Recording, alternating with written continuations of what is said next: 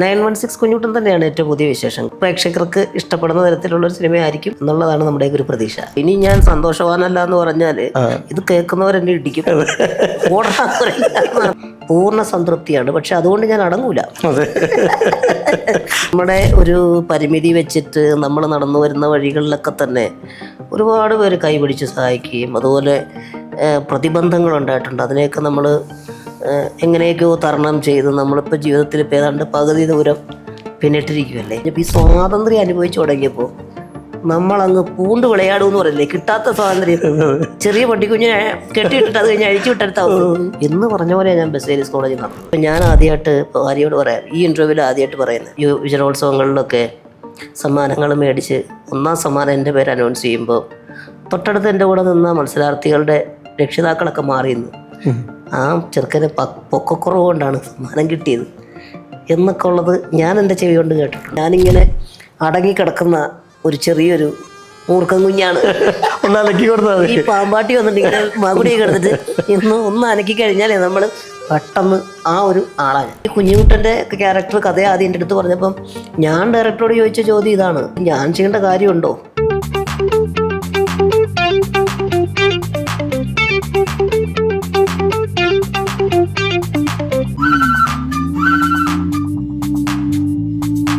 മലയാളികളെ ഏറെ അതിശയിപ്പിച്ച ഒരു കലാകാരൻ, മലയാളികളുടെ അഭിമാനമായി മാറിയ അഭിനേതാവ്, മലയാളത്തിലും മറ്റു ഭാഷകളിലും കഴിവ് തെളിയിച്ച നമുക്കേറെ പ്രിയപ്പെട്ട ഗിന്നസ് പക്രുചേട്ടനാണ് അതിഥി. നമസ്കാരം. ഏറ്റവും പുതിയ വിശേഷം 916 കുഞ്ഞുട്ടനാണ്. അതെ അതെ അതെ. സിനിമയുടെ വിശേഷങ്ങൾ പറഞ്ഞുകൊണ്ടിരുന്നത് എന്തൊക്കെയാണ് പക്രുചേട്ടാ? 916 കുഞ്ഞുട്ടൻ തന്നെയാണ് ഏറ്റവും പുതിയ വിശേഷം. പ്രേക്ഷകർക്ക് ഇഷ്ടപ്പെടുന്ന തരത്തിലുള്ള ഒരു സിനിമയായിരിക്കും എന്നുള്ളതാണ് നമ്മുടെ ഒരു പ്രതീക്ഷ. കണ്ടു തുടങ്ങിയത് പ്രേക്ഷകർ കുറച്ചുകൂടി ഒരു ഹ്യൂമർ അവതരിപ്പിക്കുന്ന ആളായിട്ടാണെങ്കിൽ, പിന്നീട് കുറച്ചുകൂടി ക്യാരക്ടർ റോൾസിലാണെങ്കിൽ, പിന്നീട് സെൻട്രൽ ക്യാരക്ടർ ഹീറോ എന്ന ലെവലിലേക്ക് മൂവ് ചെയ്യുമ്പോൾ ഒരു 2 മണിക്കൂറിലധികം തിയേറ്ററിൽ അല്ലെങ്കിൽ ടി വിയിൽ കാണുകയാണെങ്കിലും പ്രേക്ഷകരെ പിടിച്ചിരുത്താൻ പറ്റണല്ലോ ഒരു സെൻട്രൽ ക്യാരക്ടറിന്. അത്തരത്തിൽ ഈ സിനിമയിൽ പെർഫോമൻസ് ഏത് വിധത്തിലാണ് ചെയ്യാൻ പറ്റിയിരിക്കുന്നത്? എനിക്ക് തോന്നുന്നത് പ്രേക്ഷകന് ബോറടിക്കില്ല. 2 മണിക്കൂറിനടുത്ത് അവർക്ക് കാഴ്ചയുടെ അല്ലെങ്കിൽ ഒരു കണ്ടന്റ് വൈസ് ഒരു പുതുമ ഉണ്ടാവാൻ സാധ്യതയുള്ള ഒരു സിനിമയായിരിക്കും എന്നുള്ളത് തന്നെയാണ് വിശ്വാസം. അത്യാവശ്യം നല്ല പാട്ടുകളുണ്ട്. പാട്ടുകൾ സോഷ്യൽ മീഡിയയിലൊക്കെ വളരെ ട്രെൻഡിങ് ആയി, മില്യൺ എബോവ് വ്യൂ വന്നു അല്ലേ? പാട്ടുകളുടെ വിശേഷങ്ങളൊന്ന് പറയാമോ? പാട്ടുകളുടെ വിശേഷം ഇപ്പം എനിക്കൊരു വലിയ ഭാഗ്യം, ഞാൻ കുറേ സിനിമകളിൽ അഭിനയിച്ചതിൽ കുറേ നല്ല പാട്ടുകളുടെ ഭാഗമാകാൻ കഴിഞ്ഞിട്ടുണ്ട്. അതിൽ ഏറ്റവും വലിയൊരു പ്രിവിലേജ് ഹരിക്കറിയാമല്ലോ, നമ്മുടെ ദാസേട്ടൻ്റെ പാട്ട് നിറതിങ്കളെ എന്ന് പറയുന്ന പാട്ട് ഒരുപാട് വ്യൂസും അങ്ങനെ കുറേ ആളുകൾ, എനിക്കൊന്ന് മലയാളത്തിലെ പാട്ട് അടയാളപ്പെടുത്തിയൊരു പാട്ടായിരുന്നല്ലോ. ഇതിനു മുമ്പ് ചെയ്ത ഇളയരാജയിലും ഉണ്ടായിരുന്നു നല്ല പാട്ടുകൾ. ഈ കുഞ്ഞുട്ടൻ്റെ പാട്ടുകൾ ശരിക്കും പറഞ്ഞാൽ ആനന്ദ് മധുസൂദനാണ് സംഗീതം, മധു ബാലകൃഷ്ണനും നാരായണി രണ്ടുപേരും കൂടെ പാടിയ പാട്ട്. അജീഷ് ദാസനാണ് അതെ എഴുത്ത്. ആ പാട്ടും അത്യാവശ്യം പാട്ടുകളെല്ലാം ശ്രദ്ധിക്കപ്പെട്ടിട്ടുണ്ട്. നല്ല രീതിയിൽ തന്നെ പടത്തിലും അത് വന്നിട്ടുണ്ട്. ഒരു സിനിമ എത്രയോ പേരുടെ കൂട്ടായ ശ്രമത്തിൻ്റെ തുടർച്ചയായിട്ടുണ്ടാകുന്ന ഒന്നാണ്. എല്ലാവരും അവനവൻ്റെ കോൺട്രിബ്യൂഷൻ ആക്സെപ്റ്റ് ചെയ്യണമെന്നും അപ്രീഷിയേറ്റ് ചെയ്യണമെന്നാണ് ആഗ്രഹിക്കുക. സിനിമ വിജയിക്കണമെന്നാണ് ആഗ്രഹിക്കുക. ഈ സിനിമയിലൊരു പക്ഷേ ആ സിനിമയെ വിജയിപ്പിക്കാൻ അല്ലെങ്കിൽ ഫാമിലി പ്രേക്ഷകരെ അടുപ്പിക്കാൻ സാധ്യതയിൽ എന്തൊക്കെ കാര്യങ്ങളുള്ളത്? സാധ്യതയെന്ന് പറഞ്ഞു കഴിഞ്ഞാൽ 2 കാര്യങ്ങളാണ്. ഒന്ന്, ഈ വർഷത്തിലൊന്നാണ് മകരവിളക്ക് എന്ന് പറയുന്ന പോലെ 2 വർഷവും 3 വർഷവും കൂടുമ്പോഴാണ് എൻ്റെ ഒരു പടം വരുന്നത്. അപ്പോൾ അതിനകത്ത് എന്തെങ്കിലും വ്യത്യസ്തമായത് ഉണ്ടാവും എന്നുള്ളൊരു വിശ്വാസത്തിൽ കുറച്ച് പേരൊക്കെ വരാൻ സാധ്യതയുണ്ട്. പിന്നെ മറ്റൊരു കാര്യം, നമുക്ക് മീഡിയ സുഹൃത്തുക്കൾ എല്ലാവരും ഭയങ്കര സപ്പോർട്ടാണ്. എൻ്റെ ആദ്യ സിനിമ തൊട്ടിട്ട് എനിക്ക് ഇതുവരെയും ഏറ്റവും കൂടുതൽ. അപ്പം സ്വാഭാവികമായിട്ടും ഞാൻ പ്രധാന വേഷത്തിലെത്തുന്ന സിനിമയ്ക്ക് ഒരു പ്രോത്സാഹനം എന്നോണം എല്ലാവരും തന്നെ, ഈവൻ ഹരിയാണെങ്കിലും വിളിച്ചിട്ട് നമുക്ക് കുഞ്ഞുട്ടൻ്റെ വിശേഷണങ്ങൾ പറയണമെന്ന് വിളിച്ച്, അതൊക്കെ തന്നെയാണ് നമുക്ക് ഏറ്റവും വലിയൊരു മൈലേജും പ്രിവിലേജും. അപ്പോൾ സ്വാഭാവികമായി ഇനിയിപ്പോൾ എൻ്റെ ഒരു പടം വരുന്നു, ആ പടം വരുമ്പം ആ പടം കാണാൻ വരുന്നവർ നിരാശപ്പെടരുത്, അതിനകത്ത് എന്തെങ്കിലും ഉണ്ടാവണം എന്നുള്ളതാണ്. അത് ഞാൻ വലിയൊരു സെലക്ഷൻ നടത്തുന്ന ഒരാളൊന്നുമല്ല. കാരണം ഒരു 10 സ്ക്രിപ്റ്റുകൾ വരുന്നു, 10 സംവിധായകർ എൻ്റെ വീട്ടിൽ വന്നിരിക്കുന്നു, അല്ല എൻ്റെ ഒരു ഡേറ്റിന് വേണ്ടി അങ്ങനെയൊന്നും അല്ലല്ലോ. വളരെ വേറിട്ട് ചിന്തിച്ച് ആരെങ്കിലും ഒരു സ്ക്രിപ്റ്റും കൊണ്ട് വരുന്നതും അത് ചിലപ്പോൾ ഒരു നല്ല സിനിമ ആവണമെന്നുണ്ടെങ്കിൽ വളരെ സാധ്യത കുറവാണ്. കാരണം അതിന് പണം മുടക്കാനും അതിന് മറ്റു കാര്യങ്ങൾക്കൊക്കെ റെഡിയായിട്ട് ഒരു ടീമും കൂടെ വരേണ്ടി വരും. അങ്ങനെ എല്ലാ ഘടകങ്ങളും വരുന്ന ചിലപ്പോൾ 2 വർഷമോ 3 വർഷത്തിനിടയിലായിരിക്കും. ചിലപ്പോൾ ഒരു വർഷത്തിൽ 2 പടമൊക്കെ ചെയ്യേണ്ടിയും വരും പല ഭാഷകളിലൊക്കെ ആയിട്ട്. എന്നാൽ പോലും കിട്ടുന്ന കഥാപാത്രത്തെ പരമാവധി നന്നാക്കുക അതിനോട് നീതി പുലർത്തുക എന്നുള്ളത് മാത്രമേ നമുക്ക് ചെയ്യാനുള്ളൂ. അത് എൻ്റെ കഴിവിൻ്റെ പരമാവധി നമ്മൾ ആ ഡയറക്ടറോടും അതിൻ്റെ പ്രൊഡ്യൂസറോടും ആ സിനിമയോടും നമ്മൾ നീതി പുലർത്തിയിട്ടുണ്ടെന്നാണ് എൻ്റെ ഒരു വിശ്വാസം. ഇപ്പം ഞാൻ ചെയ്ത കഥാപാത്രങ്ങളെല്ലാം വെച്ചിട്ട് ആ ക്യാരക്ടർ, ഇപ്പോൾ കുഞ്ഞുട്ടൻ്റെ പ്രൊമോഷന് ട്രോളുകളൊക്കെ ചിലരൊക്കെ ഉണ്ടാക്കിയായിരുന്നു. അതിനകത്ത് അത്ഭുതദ്വീപിലെ ഗജേന്ദ്രനും ബിഗ് ഫാദറിലെ അച്ഛനും ഇളയരാജയിലെ വനജനെയൊക്കെ വെച്ച് പലരും ട്രോൾ ഉണ്ടാക്കിയപ്പോൾ എണ്ണം പറഞ്ഞ ചില കഥാപാത്രങ്ങൾ നമ്മൾ അങ്ങനെ ചെയ്തുകൊണ്ടാണല്ലോ അവരുടെ എല്ലാം മനസ്സിലാക്കിയ ക്യാരക്ടർ ഉള്ളത്. അപ്പൊ അടുത്തൊരു സിനിമയുടെ ചെയ്യുമ്പോൾ ഈ ചിത്രത്തിൽ വരണം എന്നുള്ളൊരു പ്രതീക്ഷയിലാണ് നമ്മളങ്ങ് ചെയ്യുന്നത്. ഇത് നമ്മൾ പ്രസന്റ് പാസ്റ്റ് ഫ്യൂച്ചർ എന്ന് പറയുന്നത്. നമ്മൾ ഓരോ വ്യക്തിയുടെയും ഇത് വെച്ചിട്ടാണ് അവരുടെ ജീവിതത്തിൻ്റെ പരിച്ഛേദം എടുക്കുക. നിങ്ങൾ പിന്നിട്ട വഴികളിൽ എടുത്തിട്ടുള്ളൊരു എഫേർട്ട്, പരിഹരിച്ചു വന്നിട്ടുള്ള പരിമിതികളൊക്കെ അനവധിയുണ്ട്. വലിയ മാതൃകയാണത്. അപ്പോൾ നമ്മൾ ഈ പ്രസൻറ്റിനെ, അതിനു മുമ്പുള്ള പാസ്റ്റിനെ, ഇനി മുന്നോട്ട് നോക്കി കാണുന്ന ഫ്യൂച്ചറിനെ as an artist, as a person നോക്കി കാണുമ്പോൾ ഈ പോയിന്റിൽ എത്രത്തോളം സന്തോഷം അനുഭവിക്കുന്നുണ്ട്? സന്തോഷം, അസാധ്യമായിട്ട് സന്തോഷം. ഇനി ഞാനൊരു ഇന്റർവ്യൂവിൽ പറഞ്ഞിട്ടുണ്ട്, ഇനി ഞാൻ സന്തോഷവാനല്ല എന്ന് പറഞ്ഞാൽ ഇത് കേൾക്കുന്നവരെന്നെ ഇടിക്കും. അത്രയും നമ്മുടെ ഒരു പരിമിതി വെച്ചിട്ട് നമ്മൾ നടന്നു വരുന്ന വഴികളിലൊക്കെ തന്നെ ഒരുപാട് പേര് കൈപിടിച്ച് സഹായിക്കുകയും അതുപോലെ പ്രതിബന്ധങ്ങളുണ്ടായിട്ടുണ്ട്. അതിനെയൊക്കെ നമ്മൾ എങ്ങനെയൊക്കെയോ തരണം ചെയ്ത് നമ്മളിപ്പോൾ ജീവിതത്തിൽ ഇപ്പോൾ ഏതാണ്ട് പകുതി ദൂരം പിന്നിട്ടിരിക്കുമല്ലേ. അപ്പോൾ സ്വാഭാവികമായിട്ടും ഞാൻ എടുക്കുന്ന ഏത് മേഖലയിലാണെങ്കിലും മറ്റാരേക്കാൾ കൂടുതൽ ഓവറായിട്ടുള്ള സ്ട്രെയിൻ എനിക്കുണ്ട്. ഉദാഹരണത്തിന് ഇപ്പോൾ അഭിനയത്തിൽ ആണെങ്കിലും ഹരിയലപ്പം ഒരു ജോഡ് വെക്കേണ്ടടുത്ത് ഞാൻ 4 ജോഡ് വെക്കേണ്ടി വരും. ഇതിനോടുള്ളൊരു പാഷനുണ്ടല്ലോ, നമുക്ക് എന്ത് കാര്യങ്ങൾ ചെയ്താലും നമ്മൾ വളരെ ഇഷ്ടത്തോടു കൂടി ചെയ്യുമ്പോൾ നമുക്കത് ഭയങ്കരമായിട്ട് നമ്മൾ എൻജോയ് ചെയ്താണ് ചെയ്യുന്നത്. അതെൻ്റെ കുട്ടിക്കാലം തൊട്ട് കല എന്താണ് എന്നറിഞ്ഞ കാലം തൊട്ട് എനിക്ക് ഇതിനോട് ഭയങ്കരമായ ആവേശം. കോളേജിൽ പഠിച്ചപ്പോഴാണ് ഞാൻ ഏറ്റവും കൂടുതൽ കലാസ്വാദകനായി മാറിയത്. കാരണം എന്താണെന്ന് വെച്ച് കഴിഞ്ഞാൽ സ്കൂളിലൊക്കെ പഠിക്കുന്ന കാലത്തെന്ന് പറഞ്ഞാൽ ചരട് വീട്ടുകാരുടെ കയ്യിലായിരുന്നു. അപ്പം ഞാൻ സ്കൂളിൽ തൊട്ടേ അമ്മയോട് പറയായിരുന്നു കോളേജിൽ എന്നെ ഒറ്റയ്ക്ക് വിടണം കേട്ടോ, അതുപോലെ തന്നെ ഞാൻ ഒറ്റയ്ക്ക് പോവേ, ഞാൻ അങ്ങനെ എങ്ങനെയായി ഇങ്ങനെയെല്ലാം പറയുമെങ്കിലും ഞാൻ ചെന്ന് കഴിഞ്ഞപ്പോൾ ഈ സ്വാതന്ത്ര്യം അനുഭവിച്ചു തുടങ്ങിയപ്പോൾ നമ്മളങ്ങ് പൂണ്ട് വിളയാടുമെന്ന് പറയില്ലേ, കിട്ടാത്ത സ്വാതന്ത്ര്യം. ചെറിയ പട്ടിക്കുഞ്ഞിനെ കെട്ടിയിട്ടിട്ട് അത് കഴിഞ്ഞ് അഴിച്ചു വിട്ടെടുത്ത എന്ന് പറഞ്ഞ പോലെയാണ് ഞാൻ ബസേലിയസ് കോളേജിൽ നടന്നത്. അപ്പോൾ അവിടെ വെച്ചിട്ട് ഈ കലാപരമായിട്ടുള്ള കാര്യങ്ങൾക്കൊക്കെ ഒരുപാട് സാധ്യതകൾ നമുക്ക് കിട്ടി. സ്വന്തമായിട്ട് പ്രോത്സാഹിപ്പിക്കാനാവട്ടെ, മറ്റുള്ളവരുടെ കലാപരിപാടികൾ കാണാനാവട്ടെ, നല്ല നല്ല സിനിമകൾ പോയി കാണാനാവട്ടെ, ക്ലാസ് കട്ട് ചെയ്തിട്ട് ആരും പഠിക്കാതെ പോയി എല്ലാം ചെയ്യാമല്ലോ.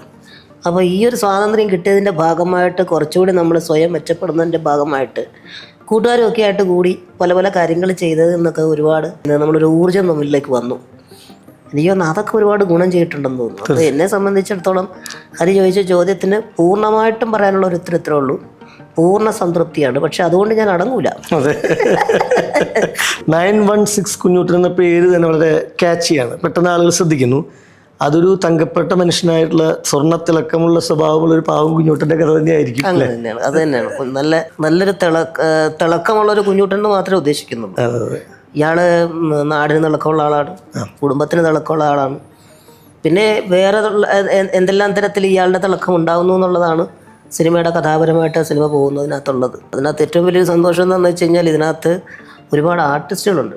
ഇപ്പോൾ കൂട്ടുകാരൻ ടിനി ടോം ഉൾപ്പെടെ, അതുപോലെ രാകേഷ് സുബ്രഹ്മണ്യം എന്നൊരു പുതിയ താരം വരുന്നു. പോസ്റ്ററിലൊക്കെ കൂടുതലായിട്ട് പുള്ളിയും നല്ല വേഷമാണ്, ഒപ്പം നിൽക്കുന്ന അത്യാവശ്യം നല്ലൊരു വേഷമുണ്ട്. പിന്നെ കോട്ടയം രമേശേട്ടൻ, 2 നായികമാരുണ്ട്, ഡയാന ഹമീദും നിയയും, പിന്നെ നോബിയുണ്ട്, ഷാജു ഉണ്ട്, ഷാജു ചേട്ടനായിട്ടുണ്ട്, നിയെ, പിന്നെ ബിനോയ് നമ്പോലിനുണ്ട്, സിജു ഉണ്ട്, സുനിൽ സുഗതയുണ്ട്. അങ്ങനെ തുടങ്ങി കുറേ താരങ്ങൾ. അപ്പോൾ ഒരു സീനിൽ പോലും നമുക്ക് ഒരു താരം വരുന്നു, പക്ഷെ ആ താരമല്ല വരുന്നത്, അത് കഥാപാത്രമായിട്ടാണ് വരുന്നത്. അങ്ങനെ ഡിഫറെൻ്റായിട്ട് ഈ സിനിമ ഡയറക്റ്റ് ചെയ്തിരിക്കുന്നത് ആര്യൻ വിജയാണ്. അപ്പോൾ കുറച്ച് തമിഴ് കൾച്ചറുള്ള ഒരാളാണ്, കാരണം തമിഴ് പടങ്ങളുടെയൊക്കെ അസോസിയേറ്റൊക്കെ ആയതുകൊണ്ട്. അതുകൊണ്ട് തന്നെ ഇതൊരു ജഗപൊക പടം എന്ന് വേണമെങ്കിൽ പറയാവുന്ന രീതിയിലുള്ള. അതാണ് ഞാൻ ഈ സിനിമയുടെ ഈ ട്രെയിലർ ടീസറൊക്കെ നോക്കുമ്പോൾ, നമ്മൾ തൊട്ടുമുമ്പ് ഇളയരാജ എന്ന സിനിമയിൽ ഇതുപോലൊരു അഭിമുഖം നമ്മൾ ചെയ്തിട്ടുണ്ട് സിനിമ വരുന്ന സമയത്ത്. ആ ചിത്രത്തിൻ്റെ ഒരു പശ്ചാത്തലത്തിൽ നിന്നൊക്കെ മാറിയിട്ട് ഈ ചിത്രത്തിൽ നോക്കുന്ന സമയത്ത് ഈ പുകയും അടിയും ഇടിയൊക്കെ ഉള്ളത് പോലെ തോന്നുന്നത്. അപ്പം അതിന് മാത്രം എന്തത്ര വലിയ പ്രശ്നം സിനിമയിൽ കാണുന്ന പോലെയല്ല ചില പ്രവൃത്തികൾ. ഇപ്പൊ ഇളയരാജയിലെ വനജൻ എന്ന് പറയുന്നത് ഒരുപാട് വലഞ്ഞു നടക്കുന്ന ഒരു മനുഷ്യനാണ്. ചിലപ്പോൾ കുറച്ചൊക്കെ നടക്കുന്നതുണ്ടാവും, കുറച്ചൊക്കെ ഇങ്ങനെ വിഷമിച്ചിരിക്കുന്നുണ്ടാവും. പക്ഷെ ഈ പടത്തിൽ അതൊന്നും ഇല്ല എന്നുള്ളതാണ്. ഇയാളെ അവതരിപ്പിക്കുന്ന പറഞ്ഞാൽ എടുത്തു വെച്ചിരിക്കുന്ന പോലത്തെ ചില സംഗതികളാണ്. ഇയാളുടെ ശരിക്കും പറഞ്ഞ ഒരു ലോങ് ഷോട്ട് വാക്ക് പോലും ഈ സിനിമയിലില്ല.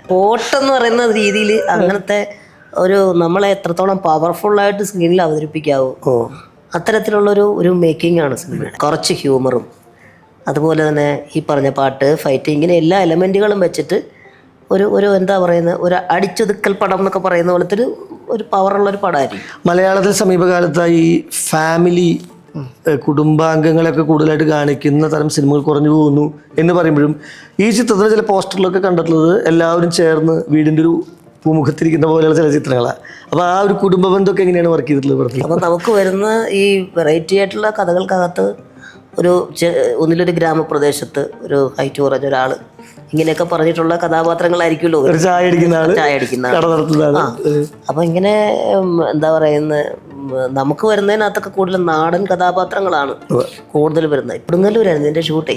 അപ്പോൾ അവിടെ സ്ഥിരം ഷൂട്ടിങ്ങിനൊന്നും കൊടുക്കാത്തൊരു വീട് തന്നെ നമുക്ക് കിട്ടി. അതെന്ന് വെച്ചാൽ സ്വാതന്ത്ര്യ സമരകാലത്ത് സേനാനികളെല്ലാം മീറ്റിംഗ് കൂടിയ വീട് അവിടെ. പഴയ ഒരു 100 വർഷത്തിന് മുകളിൽ പാരമ്പര്യവും പഴക്കവും ഉള്ളൊരു വീടാണ്. ആ വീട്ടിലായിരുന്നു ഷൂട്ടിങ്. അപ്പോൾ ഈ വീട്ടിൽ ഈ കുഞ്ഞുകുട്ടി പരാധീനങ്ങളൊക്കെ അച്ഛനും അമ്മയും ചേട്ടനും ഒരു 10-15 ദിവസം എന്നൊക്കെ ആയപ്പോഴത്തേക്കും ഒരു കുടുംബം പോലെയായി. ഈ കുട്ടികളൊക്കെ ഭയങ്കര അറ്റാച്ച്ഡ് ആയിപ്പോയി. അങ്ങനെയൊക്കെ കുറേ ഫോട്ടോ ഒക്കെ എടുക്കാനായിട്ട് ഞങ്ങൾ ഇരിക്കുമ്പോഴേ എല്ലാവരും ശരിക്കും ഒരു ഫാമിലി പോലെ അല്ലേ. അപ്പോൾ അങ്ങനെയുള്ള ഒരു കണക്ഷൻ. കാരണം എൻ്റെ അച്ഛനായിട്ട് രമേശ് ഏട്ടനായിരുന്നു. കോട്ടയം രമേശ് അച്ഛൻ എന്നൊക്കെ പറഞ്ഞു കഴിഞ്ഞാൽ അത് ഷോർട്ട് കട്ട് ചെയ്ത് കഴിഞ്ഞാൽ പിന്നെ പുള്ളി ഫുൾ കോമഡി ആയിരിക്കും. അങ്ങനെ വളരെ ഇൻട്രസ്റ്റിംഗ് ആയിട്ടുള്ള എന്താ പറയുന്നത് കുടുംബ ബന്ധങ്ങൾ പോലെ തന്നെ ലൊക്കേഷനിലും നല്ല ബന്ധം ഉണ്ടായിരുന്നു. ടിനിച്ചേട്ടനൊക്കെ ആയിട്ട് വർഷങ്ങളായിട്ടുള്ള സൗഹൃദം, നിങ്ങൾ സഹപ്രവർത്തനം ഉണ്ടെങ്കിലും കുറച്ച് കാര്യമായിട്ട് ഒന്നിച്ച് അഭിനയിച്ചത് ഈ പടത്തിലാണോ? ടിനിയുടെ ക്യാരക്ടർ ശരിക്കും പറഞ്ഞാൽ ഇതിൻ്റെ ഒരു ക്രൂഷ്യൽ പോയിന്റിൽ വരുന്ന ഒരു ക്യാരക്ടർ. സ്വാഭാവികമായിട്ട് പ്രേക്ഷകരൊക്കെ വിചാരിക്കും ഞങ്ങൾ ഒന്നിച്ചിങ്ങനെ ത്രൂ ഔട്ട് വരുന്നൊരു ക്യാരക്ടറാണോ. പക്ഷെ അങ്ങനെയല്ല. ടിനി ഒരു വളരെ പ്രാധാന്യമുള്ള നല്ല പഞ്ചുള്ളൊരു ക്യാരക്ടർ എന്നൊക്കെ പറയില്ലേ, എന്ന് പറഞ്ഞ പോലെ കുറച്ചേ ഉള്ളെങ്കിലും അത് ഉള്ളത് ഭയങ്കര രസമായിട്ടും, അത് മാത്രമല്ല അതിനകത്ത് ഒരു ഡിഫറെൻറ്റ് ഗെറ്റപ്പും, അങ്ങനെ പല പല കാര്യങ്ങളുള്ള കൗതുകമുള്ള ഒരു കഥാപാത്രമുണ്ട് ടിനിയുടേത്. ഇപ്പം ഹരി പറഞ്ഞ പോലെ തന്നെ കുറച്ച് കാലത്തിന് ശേഷമാണ് ഞങ്ങൾ ഒന്നിച്ച് സ്ക്രീനിൽ, അതായത് ബിഗ് സ്ക്രീനിൽ തന്നെ വരുന്നത്. അങ്ങനെ ഒരു പ്രത്യേകത കൂടി ഈ സിനിമയ്ക്കുണ്ട്. നമ്മുടെ സൗഹൃദത്തിൽ ഞാൻ വർഷങ്ങളായിട്ട് പക്രുചേട്ടനെ നോക്കിക്കാണുമ്പോൾ എനിക്കിത് ഏറ്റവും ഇഷ്ടം തോന്നിയൊരു കാര്യം, പ്രേക്ഷകരോട് പക്രുചേട്ടൻ ആവശ്യപ്പെടുന്നത് ഞാൻ കുറേ പരിമിതികളുള്ള ആളാണ് കേട്ടോ, അതുകൊണ്ട് നിങ്ങളെന്നെ അംഗീകരിക്കണം എന്നല്ല.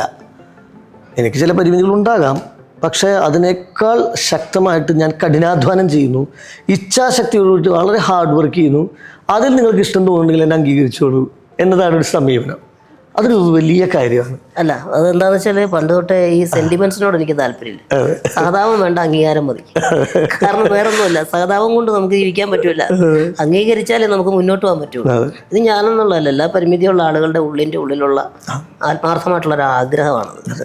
എന്താണെന്ന് വെച്ച് കഴിഞ്ഞാൽ നമുക്കിപ്പോൾ ഞാൻ ആദ്യമായിട്ട് ഇപ്പോൾ ആര്യോട് പറയാം, ഈ ഇൻ്റർവ്യൂവിൽ ആദ്യമായിട്ട് പറയുന്നത്, ഞാൻ യുവജനോത്സവങ്ങളിലൊക്കെ സമ്മാനങ്ങൾ മേടിച്ച് 1ാം സമ്മാനം എൻ്റെ പേര് അനൗൺസ് ചെയ്യുമ്പോൾ തൊട്ടടുത്ത് എൻ്റെ കൂടെ നിന്ന മത്സരാർത്ഥികളുടെ രക്ഷിതാക്കളൊക്കെ മാറിയെന്ന്, ആ ചെറുക്കന് പൊക്കക്കുറവ് കൊണ്ടാണ് സമ്മാനം കിട്ടിയത് എന്നൊക്കെ ഉള്ളത് ഞാൻ എൻ്റെ ചെവി കൊണ്ട് കേട്ടിട്ടുണ്ട്. അത് സെൻറ്റിമെൻറ്റ്സാ, അത് സഹതാപ എന്നൊക്കെ പറഞ്ഞിട്ട് നമ്മളെ ഡിസ്കറേജ് ചെയ്യുന്ന തരത്തിലുള്ള വാക്കുകളൊക്കെ ഉണ്ടായിട്ടുണ്ട്. പക്ഷെ അന്നേരം ഞാനത് ഭയങ്കര ചിരിയോട് കൂടിയിട്ടാണ് നമ്മളത് എടുക്കുന്നത്. കാരണം സമ്മാനം കിട്ടാതെ വരുന്നവരുടെ ഒരു വേദനയുണ്ട്. അതിനകത്തുനിന്ന് അവർക്ക് ഉള്ളിൻ്റെ ഉള്ളിൽ എന്തെങ്കിലും അങ്ങനെ തോന്നും, വിഷമം തോന്നും, അല്ലെങ്കിൽ എന്തെങ്കിലും ഒരു കാരണം കണ്ടെത്തും. അതിൻ്റെ ഭാഗമായിട്ട് അവർ പറയുന്നുള്ളൂ. ഞാൻ പരാജയപ്പെട്ടിട്ടുണ്ട്. അടുത്ത വർഷം മത്സരിക്കുമ്പോൾ ചിലപ്പോൾ ഈ പറഞ്ഞ ആളുടെ മകനോട് ഞാൻ തോറ്റിട്ടുണ്ടാവും, അവന് ഫസ്റ്റ് കിട്ടിയിട്ടുണ്ടാവും. പക്ഷെ എന്നാലും ഞാൻ നിരന്തരം മത്സരിച്ചുകൊണ്ടേ ഇരിക്കുക. ഈ മത്സരിക്കുന്ന സമയത്ത് ഞാൻ പ്രധാനമായിട്ടും ഈ ശാരീരിക പരിമിതി ഉള്ളവരുടെ യുവജനോത്സവത്തിൽ ഞാൻ മത്സരിച്ചിട്ടില്ല. ഒരിക്കലും ഞാൻ അങ്ങനെയുള്ള അല്ലാതുള്ള യുവജനോത്സവങ്ങളിൽ മാത്രമാണ് ഞാൻ മത്സരിച്ചിട്ടുള്ളതും സമ്മാനങ്ങൾ നേടിയിട്ടുള്ളതും. അവിടെ നിന്ന് കിട്ടുന്ന നമുക്കൊരു വലിയൊരു ഊർജ്ജമുണ്ട്. മനസ്സിലായില്ലേ? എന്ന് വെച്ച് കഴിഞ്ഞാൽ അല്ല, അത് പൊരുതി ജയിക്കുക തന്നെയാണ്. നമുക്ക് നമ്മളെ അറിയാം, നമ്മളെ ആക്സെപ്റ്റ് ചെയ്ത് നമ്മളിതാണ്, നമുക്കിങ്ങനെ ഒരു കുഴപ്പമുണ്ട്, എന്നതുകൊണ്ട് നമുക്ക് മറ്റുള്ളിടത്ത് ചെല്ലാൻ പാടില്ല, മറ്റുള്ള രീതിയിൽ മറ്റുള്ളവരെ പോലെ ആകാൻ പാടില്ല എന്നില്ലല്ലോ. ഈ അത്ഭുത ദ്വീപിലെ പലരും വന്ന് സ്നേഹത്തോടെ കൈ തരുമ്പോഴും കെട്ടിപ്പിടിക്കുമ്പോഴും എനിക്ക് ഉമ്മ തരുമ്പോഴും ഒക്കെ അവരെന്നോട് പറയുന്നത് ചേട്ടനെ കണ്ടിട്ടാണ് ഞങ്ങൾക്ക് ഇത്രയും ഒരു ആവേശം ഉണ്ടായെന്ന് പറഞ്ഞിട്ടുണ്ട്. അപ്പോൾ അതെനിക്കൊരു വലിയ സന്തോഷം തരുന്നൊരു കാര്യമാണ്. നമ്മൾ ദാസേട്ടനെ നോക്കുക, ഇന്ത്യൻ സംഗീതത്തിൽ അല്ലെങ്കിൽ ലോക സംഗീതത്തിൽ നമ്മൾ നോക്കിയാൽ, മലയാളം അല്ലെങ്കിൽ സൗത്ത് ഇന്ത്യൻ ലാംഗ്വേജിലൊക്കെ എടുത്ത് നോക്കിയാൽ ദാസേട്ടൻ്റെ ഒരു പൊസിഷൻ വളരെ യുണീക്കാണ്. വലിയ നേട്ടങ്ങളാണ് എടുത്തു പറയാൻ തുടങ്ങി. അദ്ദേഹം നേടിയ പുരസ്കാരങ്ങളും അദ്ദേഹത്തിന് കൈവരിക്കാൻ പറ്റിയ നേട്ടങ്ങളും അത്രയും ഗംഭീരമാണ്.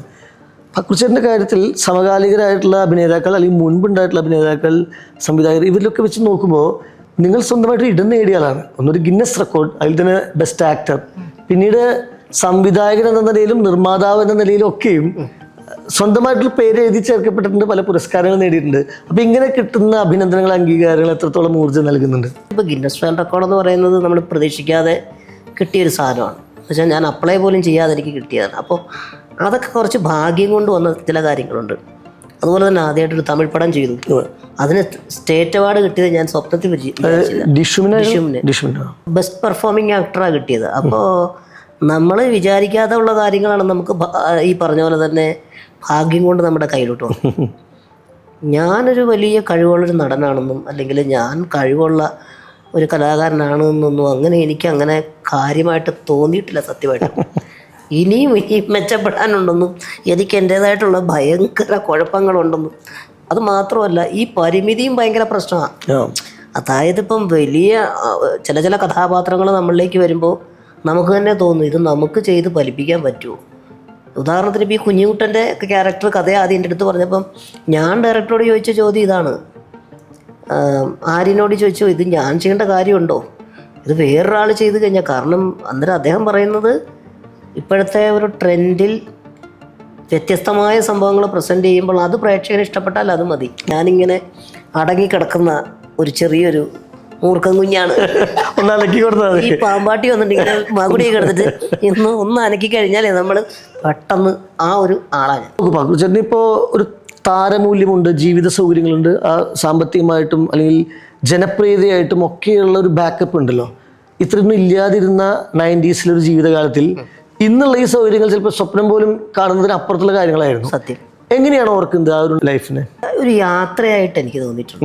അതായത് ഇതിലേക്ക് വരാനുള്ള നമ്മൾ ഇടംബലം നോക്കാതുള്ള യാത്രയുണ്ട്. അതിനകത്ത് ചിലപ്പം ഒരുപാട് സന്തോഷിക്കാനുള്ള വകയുണ്ടാവും, ഒരുപാട് എന്താ പറയുക മുന്നോട്ട് പോലും പോകാൻ പറ്റാത്ത തരത്തിലുള്ള ജീവിതത്തിലെ തിരിച്ചടികൾ ഉണ്ടായിട്ടുണ്ട്.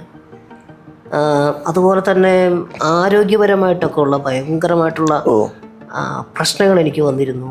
അത് കഴിഞ്ഞതിന് ശേഷം ആ ഒരു യാത്ര എന്ന് പറയുമ്പോൾ ശരിക്കും പറഞ്ഞു കഴിഞ്ഞാൽ അതൊരു ഇടം വലം എന്ന് വെച്ച് കഴിഞ്ഞാൽ അതാണ് അതിൻ്റെ കറക്റ്റായിട്ടുള്ളത്. കാരണം ഏതെങ്കിലും ഒരു വശത്തിലേക്ക് നമ്മൾ നോക്കുകയും കൂടുതൽ അവിടെ കോൺസെൻട്രേറ്റ് ചെയ്യുകയും ചെയ്താൽ നമുക്ക് മുന്നോട്ട് പോകാൻ പറ്റാതായിപ്പോൾ അത്തരത്തിലുള്ള പല പല കാര്യങ്ങളിലൂടെ കടന്നു വന്നിട്ടുള്ള ഒരാളാണ്. ആ കാലത്ത് ജനിക്കാൻ പറ്റിയതും ആ കാലത്തെ വേദികളിലൂടെ തമാശ അവതരിപ്പിക്കലാണെങ്കിലും ചാനലുകളിലൂടെ ആണെങ്കിലും മിമിക്രി വേദികൾ എന്തോ ആവട്ടെ, ഏത് കാര്യങ്ങളാണെങ്കിലും അന്ന് നമുക്ക് കിട്ടിയിട്ടുള്ള ആ വേദികളിൽ നിന്നും അതുപോലെയുള്ള മറ്റു കാര്യങ്ങളും സിനിമകളാവട്ടെ എന്ത് പരിപാടി ആയിക്കോട്ടെ അതിൽ നിന്ന് കിട്ടുന്ന ഒരു ഊർജ്ജം, അതാണ് നമ്മുടെ ഇവിടെ വരെ എത്താനുള്ള ഒരു ഇന്ധനം. ഊർജ്ജം, വിമർശനങ്ങൾ പറഞ്ഞാൽ ഉടനെ തളർന്നു പോകാതിരിക്കുക, സ്വയം പ്രതിരോധം, ഇതൊക്കെ പ്രധാനപ്പെട്ട ശീലങ്ങൾ. മാത്രമല്ല നമ്മളെ സംബന്ധിച്ച് നമുക്ക് എപ്പോഴും ഇനിയിപ്പോൾ ഒരു 4-5 വർഷത്തേക്ക് സിനിമ ഇല്ലെങ്കിലും നമ്മൾ കോൺഫിഡൻ്റാണ്, നമ്മൾ തകരൂല.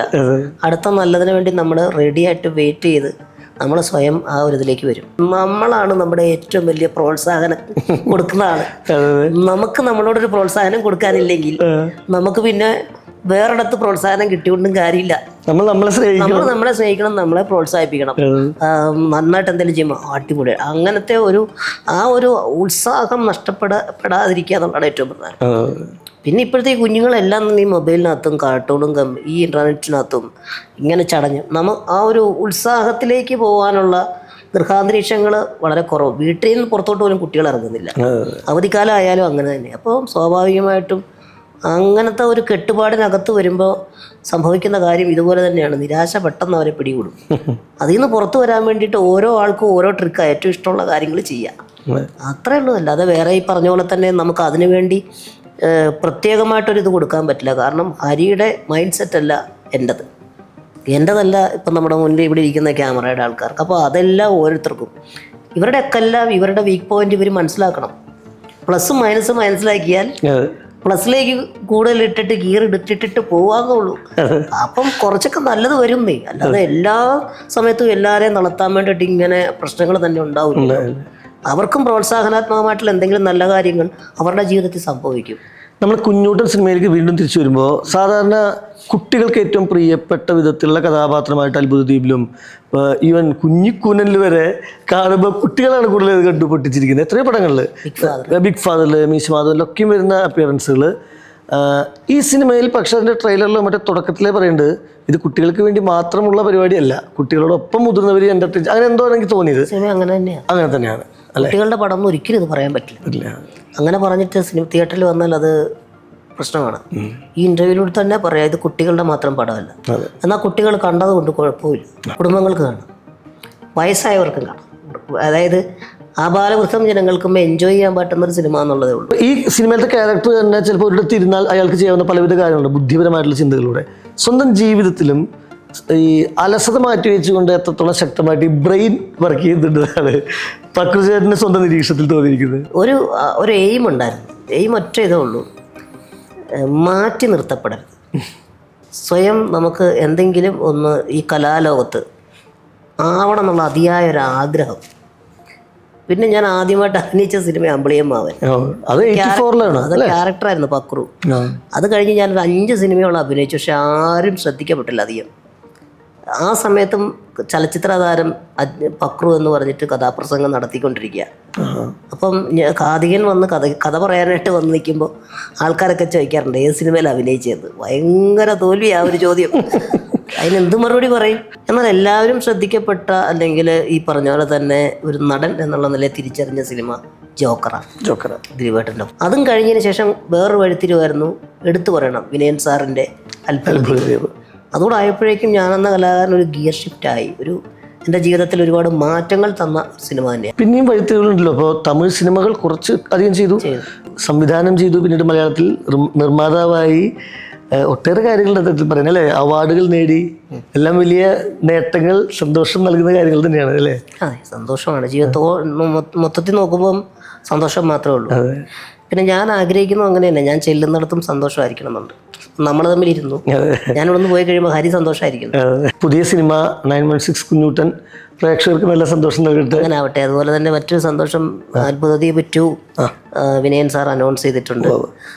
അതിൽ അഭിലാഷ് പിള്ളയാണ് അതിൻ്റെ സ്ക്രിപ്റ്റ്. പിന്നെ ഉണ്ണി മുകുന്ദനോടൊപ്പം ഞാനുമുണ്ട് എന്ന് സാറ് പ്രത്യേകം മെൻഷൻ ചെയ്തിരിക്കുന്നു. മിക്കവാറും അത് 2025 സംഭവിക്കും എന്നുള്ളതാണ് അദ്ദേഹത്തിൻ്റെ അനൗൺസ്മെൻറ്റ് പോസ്റ്റിലിട്ടിരിക്കുന്നത്. അപ്പം സ്വാഭാവികമായിട്ടും അങ്ങനെ ഒരു വലിയ സിനിമയുടെ ഭാഗമാകാൻ വേണ്ടി വീണ്ടും നമ്മൾ കാത്തിരിക്കണം, അതും 20 വർഷത്തിന് ശേഷം. പിന്നെ OTT-യിലുണ്ട് ഇപ്പോൾ പല സിനിമകളും ഹിറ്റായി ഓടിക്കൊണ്ടിരിക്കുന്ന കുറേ പടങ്ങൾ. തമിഴില് ഇപ്പോൾ ബഗീര എന്ന് പറഞ്ഞ് പ്രഭുദേവ സാറിൻ്റെ കൂടെ ഒരു പടം, പിന്നെ അർജുൻ സാറും ജീവേ മെയിൻ റോള് ചെയ്യുന്ന അഗത്യ എന്ന തമിഴ് പടത്തിൻ്റെ ഒരു ചെറിയ വേഷം ചെയ്തിട്ടുണ്ട്. അതും ഇപ്പോൾ OTT-യിൽ അത്യാവശ്യം നന്നായിട്ട് പോകുന്നുണ്ട്. പ്രധാന വേഷത്തിൽ നിർത്തിക്കൊണ്ട് 1-2 സിനിമകൾ അണിയറയിൽ ഒരുങ്ങുന്നുണ്ട്. അതിൻ്റെ പ്രീ പ്രൊഡക്ഷൻ വർക്കുകളൊക്കെ നടക്കുന്നു. എല്ലാം നന്നാവട്ടെ. അങ്ങനെ ആവട്ടെ, വളരെ സന്തോഷമുണ്ട്. എന്തായാലും നമ്മുടെ മലയാളം മൂവി ചാനൽ കാണുന്ന എല്ലാ പ്രിയപ്പെട്ട പ്രേക്ഷകർക്കും ഒരുപാട് നന്ദി അറിയിക്കുന്നു. ഒപ്പം തന്നെ ഇപ്പം ഞങ്ങൾ സംസാരിച്ച പോലെ തന്നെ 916 കുഞ്ഞൂട്ടൻ, അതാണ് എൻ്റെ പുതിയ വിശേഷം. പ്രോത്സാഹിപ്പിക്കുന്ന വിശ്വാസമുണ്ട്. ഒരുപാട് സന്തോഷമുണ്ട്.